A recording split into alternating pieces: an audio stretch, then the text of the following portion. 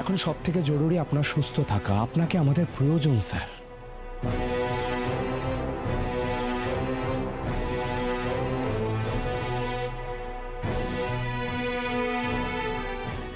শরৎ, আমি ঠিক থাকবো, আমি সুস্থ থাকবো।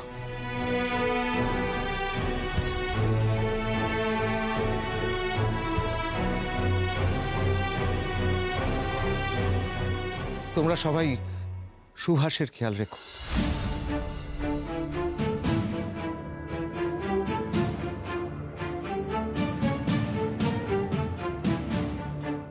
এই মুহূর্তে আমার চেয়ে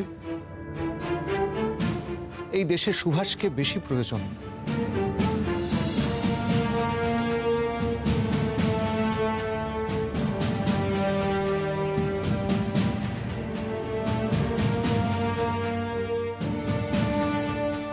সুভাষের মতো তরুণ আমাদের দেশের সম্পদ।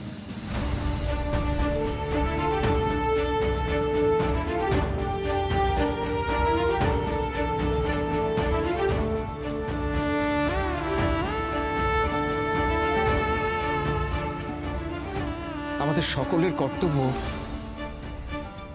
ওকে রক্ষা করা।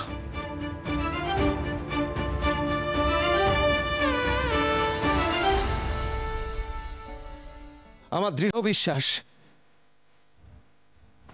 একদিন সুভাষের হাত ধরেই এই দেশের স্বাধীনতা আসবে।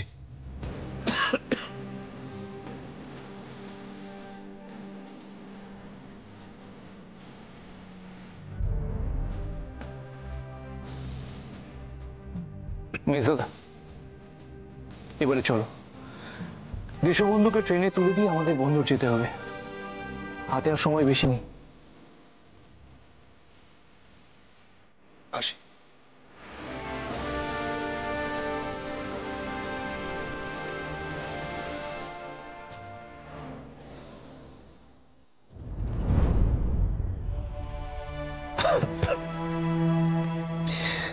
চলো।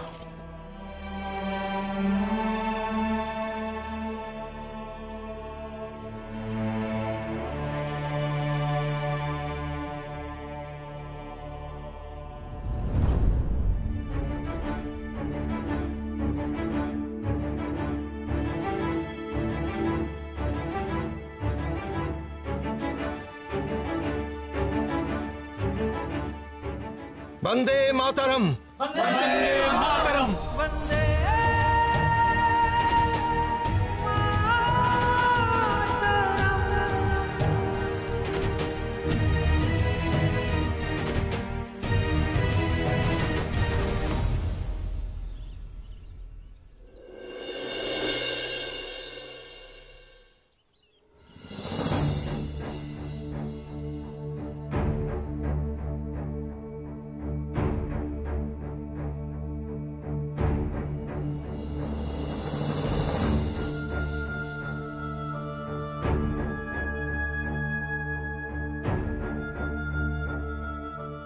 সুনীল, কি বুঝছিস? দাদা, এখন চিন্তার কোনো কারণ নেই। আমার শরীর আগের থেকে অনেক ভালো আছে। আর এখন তো জেলে খাওয়া দাওয়াটাও ভালো হচ্ছে, তাই না? তুই কি মুখটা একটু বন্ধ রাখবি? আরে তুই কি এখন ডাক্তারিও শিখে গেছিস? দেখেছো মেজদা, আমার ব্যাগটা একটু দাও তো। এই হলো ডাক্তারদের এক সমস্যা। রোগীর রোগ ধরা না পড়লে এমন ভাবে আক্ষেপ করে, দেখে মনে হয় যেন জাল থেকে বড় মাছটা সদ্য সদ্য পালিয়ে গেছে। মেজদা, সুবীর মুখটা একটু বন্ধ রাখতে বলবে তুমি? সুবি, কি হচ্ছে কি? চুপ কর না একটু। রাগ করবেন না ডাক্তারবাবু।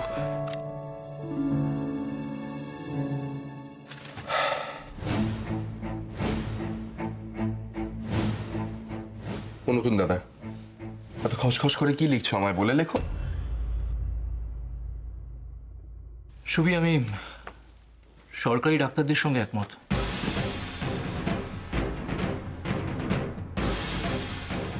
তোর শরীরের যে অবস্থা, তাতে তোর সুইজারল্যান্ড যাওয়া উচিত। চেঞ্জটা খুব দরকার।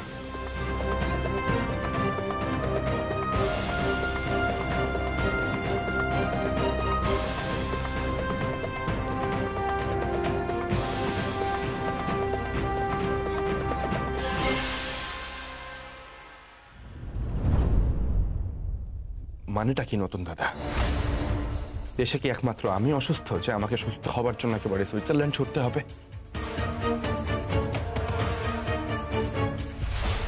আমার দেশে কত মানুষ অসুস্থ হয়ে পড়ে আছে, সবাই কি সুইজারল্যান্ড যাচ্ছে নাকি?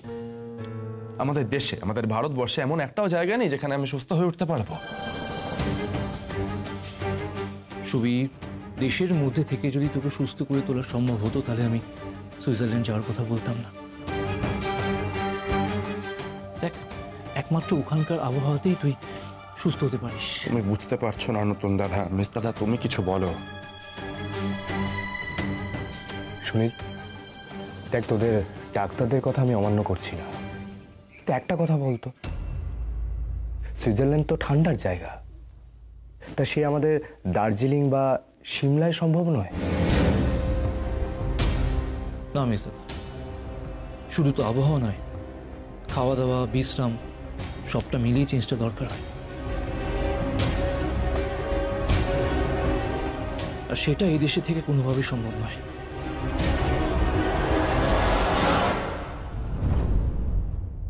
সরকারি ডাক্তাররা তো এটা বুঝেই লিখেছেন, সুবীর শরীরের সুস্থতার কথা ভেবে।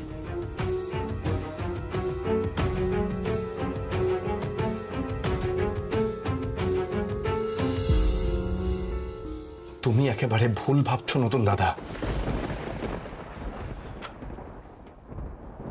সরকার যদি আমার শরীরের জন্য এতই চিন্তা করতো তাহলে তো হয়েই যেত।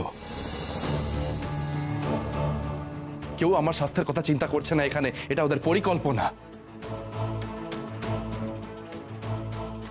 আমাকে দেশের বাইরে রাখতে চাইছে যাতে দেশের কোনো আন্দোলনে আমি যুক্ত থাকতে না পারি। বোঝার চেষ্টা করো সেটা। আমাদের শরীর স্বাস্থ্য নিয়ে ওদের যদি এতই মাথা ব্যথা হতো তাহলে আমাদের দাবি দেওয়া মানতে এত দেরি করলো কেন বলো তো? ইচ্ছে করে আমাদের অনশনটাকে ওরা কাজে লাগালো।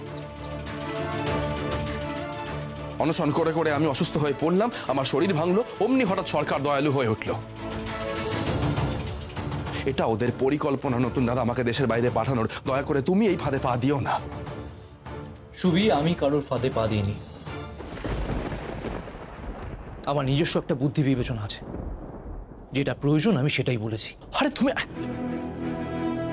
মেজ দাদা, এসব রাজনৈতিক সূক্ষ্ম চাল নতুন দাদা বুঝতে পারবে না, তুমি দয়া করে বোঝাও। সুনীল, সুবি ঠিকই বলছে,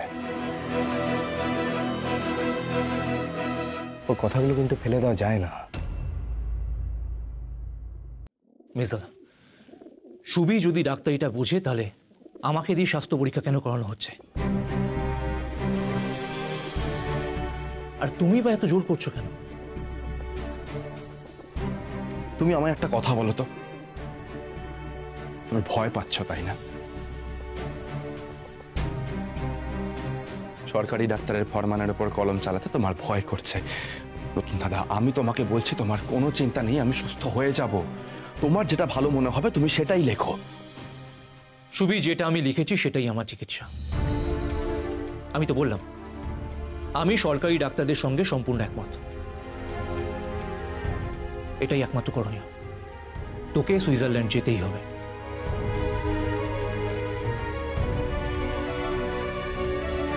বেশ, তোমার মতামত তুমি জানিয়ে দিয়েছো। পুলিশকে আমি বলেছিলাম যে আমার নতুন দাদা এসে আমার স্বাস্থ্য পরীক্ষা করবে, তারপর আমি আমার সিদ্ধান্ত জানাবো। তুমি আমার স্বাস্থ্য পরীক্ষা করেছো, এবার আমি আমার সিদ্ধান্ত জানাবো। এই দেশের বাইরে আমি কোথাও যাব না। ওর জেদ দেখেছো মেজ দাদা? সুবি, তোর এই জেদ একদিন তোকেও শেষ করবে, আর সঙ্গে আমাদেরও। মা বাবার তোর জন্য চিন্তার শেষ নেই, তারা অসুস্থ হয়ে পড়ছেন। এরপরেও কি তুই তোর জেদ এইভাবেই চালিয়ে যাবি? বেশ, তাই কর। আচ্ছা আচ্ছা, ঠিক আছে, সুবির ওপর রাগ করিস না। দেখ, ওর কথা কিন্তু উড়িয়ে দেওয়া যায় না সুনীল। দেশে থেকে চিকিৎসা হবে না এটা মেনে নিতে আমিও পারছি না। মেজদাদা, তুমিও সুবীর মতো একই কথা বলছো? তা নয় সুনীল, তুই থাক মেস দাদা, আমি পুলিশকে আমার সিদ্ধান্ত জানিয়ে দেব। তুমি বলো, আমি যে বইগুলো আনতে বলেছিলাম সেগুলো এনেছো? হ্যাঁ এনেছি, পুলিশের কাছে আছে। মেজদাদা, আমি বাড়ি যাচ্ছি। দাঁড়া না, কেন রাগ করছিস বলতো? মেজদাদা, তোমরা কেন বুঝতে চাইছো না? সুবীর এই মুহূর্তে চেঞ্জে যাওয়াটা খুব দরকার, আর সেটা দেশের সম্পূর্ণ বাইরে।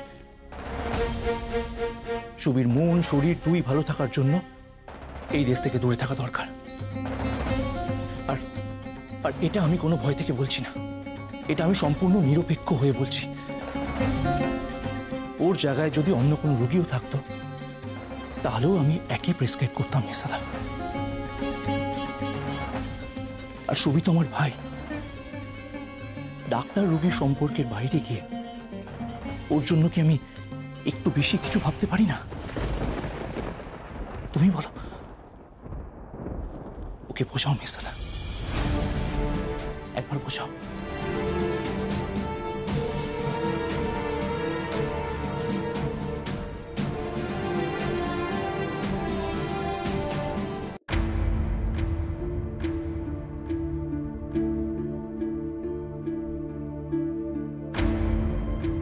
আমি তোর কথা মেনে নিচ্ছি, রাজনীতিটাও বুঝতে পারছি আমি। একটা কথা ভেবে বলতো, সুনীল তো ডাক্তার হিসেবে তোর স্বাস্থ্য ফেরাতে চাইছে, ও একজন দাদা হিসেবে তোকে কারামুক্ত করতে চাইছে। কারামুক্ত আমি হচ্ছি কোথায় মেস দাদা, সেটাই তো বোঝাতে পারছি না।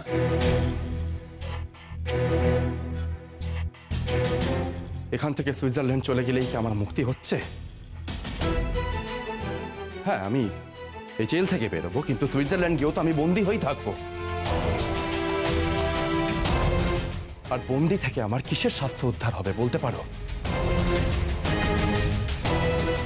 আমাকে নিয়ে এটা কোনো রকম চিন্তা নয়, এই দেশ থেকে দূরে সরিয়ে দেওয়ার স্রেফ একটা প্ল্যান। দেখলে মেজদাদা, ওকে বোঝানো তোমার কম্য নয়, ও উল্টে তোমায় বুঝিয়ে দেবে। নয় শুনি, দেখ সুবীর সরকারের এই সূক্ষ্ম পরিকল্পনা সফল হতে দিতে চায় না। ও দেশে থেকে দেশকে স্বাধীনতার পথে এগিয়ে নিয়ে যেতে চায়। দেখ, তোরা দু ভাই মিলে এই ব্যাপারটা নিয়ে না এত মান অভিমান ভুল বোঝাবুঝি এসব করিস না। আমি দেখছি যদি কিছু মধ্যপন্থা বার করা যায়, এই সিদ্ধান্তে যদি কিছু অদল বদল করা যায়, সেটা আমি দেখছি। তেমন হলে নোটিশ নিয়ে অল্প কিছু দিনের জন্য যদি কিছু বন্দোবস্ত করা যায়।